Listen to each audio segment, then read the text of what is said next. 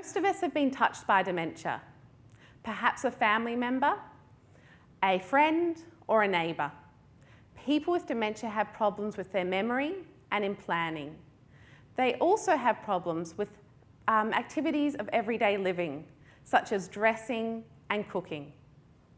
There are many types of dementias, one of which is Alzheimer's disease, the most common and the one that most people know of.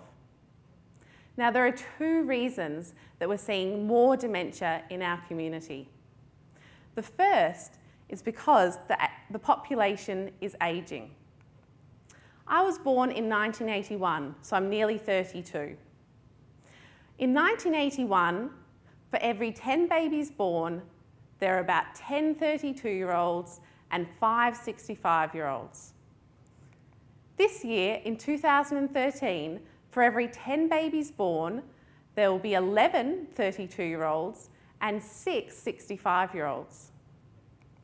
When I turned 65 in 2046, for every 10 babies born, there will be 12 32-year-olds and 9 65-year-olds.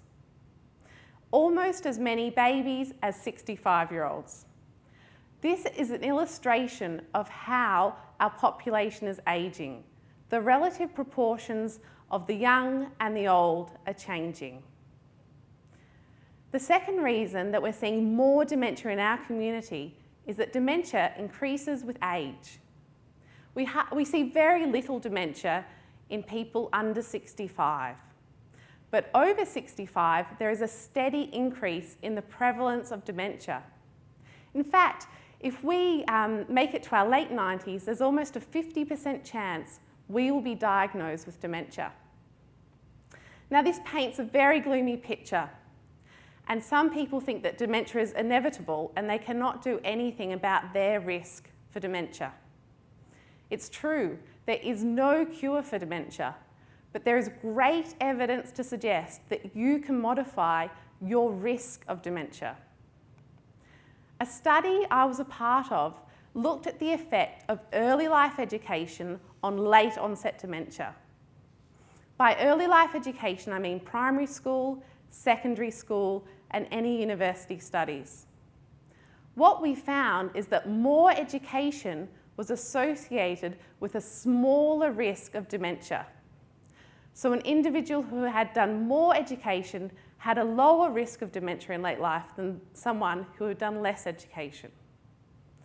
What we found is it was not because those with more education had less damage in the brain that caused dementia. It appeared as though those with more education were able to compensate for damage to the brain.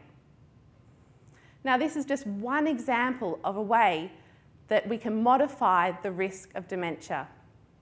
Other ways are being fit and healthy in midlife, maintaining strong social networks in late life, and always being mentally active. All of these things have shown to be protective against late life dementia.